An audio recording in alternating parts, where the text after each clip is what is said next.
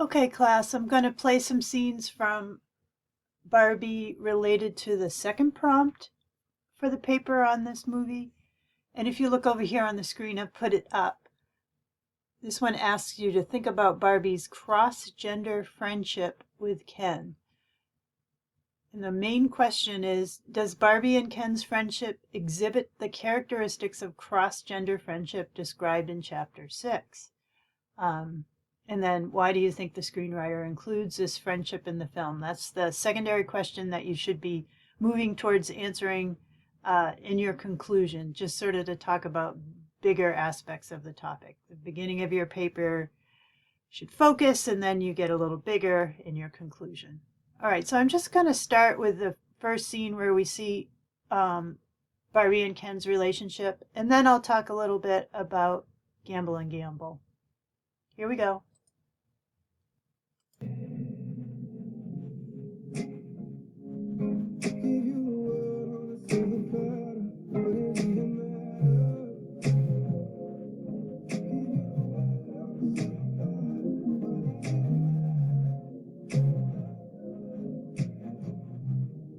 Wow. You can go now. I thought I might stay over tonight. Why? Because we're girlfriend, boyfriend. To do what? I'm actually not sure. Oh, but I don't want you here.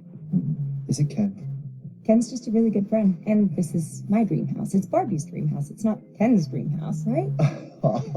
Right, as always. And it's girls' night. Come on, Barbie. Hurry up, the president's here. I am. You're welcome. Very nice, girls' night. Mm-hmm. Every night. Forever. Every night. Forever and ever. Good night. Good night. Okay. Let me get the information from the textbook up. Hang on. Okay, so you see over here, I've put up some of the things that Gamble and Gamble point out that research has shown about cross-gender friendships, friendships between men and women. And what we see here is sort of the classic, Ken wants more from their relationship. He wants to go into being boyfriend, girlfriend, and Barbie just has absolutely no interest. And she's actually sort of contemptuous towards Ken. You know, every night is girls' night, and this is Barbie's playhouse, and those sorts of things. And really, we're seeing what's talked about in the textbook on page 145. Some researchers say men in particular have a difficult time developing cross-gender friendships, devoid of romantic involvement and sexual activity. But I will say that because in this world, sort of the gender roles are flipped, that it's a little tricky for Barbie and Ken, because Barbie acts more like a male in the real world, and Ken acts more like a female. So in some ways, so you know, Ken only exists when Barbie pays attention to him. He doesn't have any other desire in life, and for some people, they say that's sometimes what women act like in our world. Anyways, I'm going to try and keep it short this time, so let me just go to the next scene. Okay, so now we're going to see Ken flipping the binary. He's been to the real world, he's discovered patriarchy, and here's the result and how it affects his relationship with Barbie. These are the dream houses.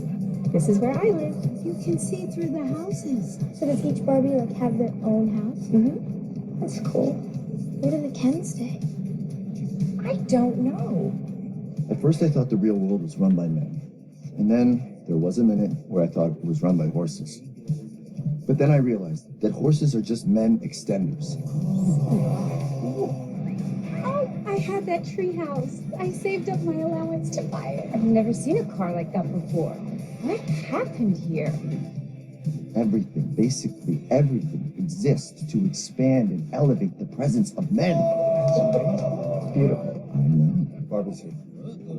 Ken? What have you done? What are you wearing? Don't question it, just roll with it, tiny baby. Call me baby. What about mini baby? Like this mini fridge? No, Ken, this is my dream house. It is my dream house. It's mine. No, this is no longer Barbie's dream house. This shall henceforth be known as Ken's Mojo Dojo Casa House. You don't have to say dojo and house and casa. But you do because it feels good. Try it. Mojo Dojo. Casa. Mojo Dojo Casa House. Okay, I just had to skip a bit, but here we go. I'm just having some brewski beers in my Mojo Dojo Casa House. You can stay if you want, as my bride wife, or my long-term, low-commitment distance girlfriend. What do you say? Brewski beer me? I will not brewski beer you. That's fine. You know, now that you Barbies aren't around to run everything, we can do our hair however we like. I have hats. Where are my hungry boys who want snacks? Barbie, I'm so happy to see you. Can you believe what is happening? I know, isn't it great? Anyone need a brewski beer? What are you doing? Okay, I'm going to stop it there. Okay, so you can see in that scene that Ken hasn't really gone anywhere with this whole idea that Barbie, the only way he and Barbie can have a relationship is if it's a romantic relationship. He's just sort of flipped the power so that he has all the power now and she has none. So we're not even getting into any of this over here on what cross-gender relationships might provide. All right, I'm going to stop and go to the next scene. Okay, so the next scene, that's really the turning point in the film for the character of Ken Ryan Gosling, is this scene where he sings the song I'm Just Ken, won the Oscar for Best Song in a Movie last year. And I guess, you know what, I'm just, to save time, I'm not going to play it. If you want to work on this topic, I would watch this song again. I would really look at the lyrics and see what you think Ken learns. What realization has he come to? Okay, so now I'm going to show another important scene in the terms of Ken's development. And since Barbie's in this scene too, you can see how their friendship is really developing and changing towards the end of the film. So he breaks down, you know, in the song he said things like, all my life I've been number two. In the scene we see him crying. And we really see Barbie trying to get him to be in touch with his emotions and to move beyond just thinking the only way he exists in the world is to have a girlfriend. Remember, that was Kayla's thing for a while in 8th grade. She thought, what I need to do to be popular and to be a better person as an 8th grader is to have get a boyfriend. But instead of talking about it, let me just play the scene. Attacking, sir. No. No. Don't look at me! He's crying. Just give us a minute.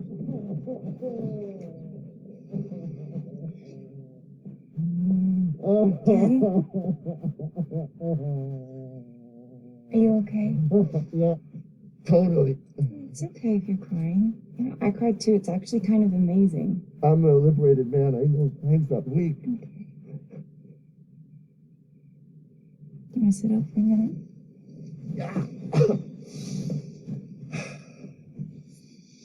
This, it was hard running stuff. I didn't love it. I get it. And those mini fridges are so small. Mm-hmm. You can only fit a 6-pack in them. And the freezers are basically useless. To be honest, when I found out that patriarchy wasn't about horses, I lost interest anyway. That's okay.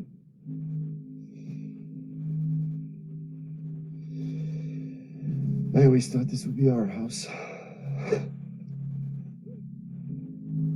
Oh. Ken. I think I owe you an apology. Huh? I'm really sorry I took you for granted. Oh, Not every night had to be girls' night. thank you for saying that. Thank you. Oh, I didn't mean to suggest, I just don't know who I am without you. you're 10. But it's Barbie and Ken. There is no just Ken. That's why I was created. I only exist within the warmth of your gaze. Without it, I'm just another blonde guy who can't do flips.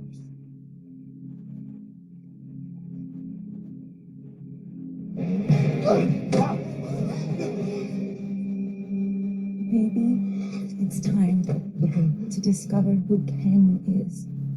Okay, I think I get it. No. This isn't the answer. I feel so stupid. No. I look so stupid. I look so stupid! Oh, you look so cool! Okay, Ken, you have to figure out who you are without me. Why? You're not your girlfriend. You're not your house. You're not your mink. Beach. Nope, you're not even Beach.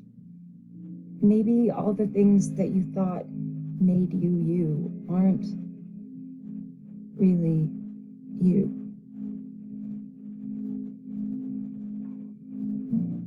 Maybe it's Barbie and it's Ken. Ken is me. Yes. Ken is me. And Barbie. Ken is me. Ken is me. Ken is me. Ken is me. Yeah. I don't even care about being Ken anymore. I just miss my friend Barbie. That's cool. Barbie!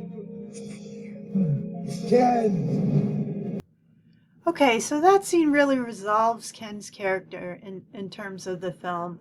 And you see how, I mean, if you look at these cross-gender characteristics of cross-gender friendships, one of the things it says here is that cross-gender friendships tend to provide men with emotional support and opportunities to expand emotionally. And that's what we really see happening to Ken here. Barbie's convincing him, very empathetically listening to him. She's doing all that this female style of listening while trying to make eye contact and make him feel better and understand. And she says things like, maybe it's time to discover who Ken is, or you have to figure out who you are without me. You aren't defined by your girlfriend or whether or not you have a girlfriend. You're defined by what makes you you. And that's not possessions, and that's not your girlfriend, that's other things. And Ken accepts that, and then he teaches it to the other Kens. One of the things that's interesting here is that as Barbie tells Ken those things, if you watch the scene really carefully, she's saying it slowly, and it's like it's sinking into her as she teaches Ken that everything that she thought she was as Barbie at the beginning of the film, she had to be pretty, she had to, have nothing wrong in her life. That's all changed now. And as a matter of fact, after this scene, we go right into the scene with Ruth, the woman from the 50s kitchen in the Mattel executive building, who then talks to her about what life is like and what Barbie wants, and Barbie wants to become real, and whether or not she really wants to do that, because it's hard to be human. There's a lot of awful, hard things, but then there's also beautiful things, and there's that long montage. And then we get into the end of the film where Barbie does indeed make the decision to come into the real world. Okay, So I hope that gives you some ideas if you're interested in writing about the second prompt for the paper. That's it.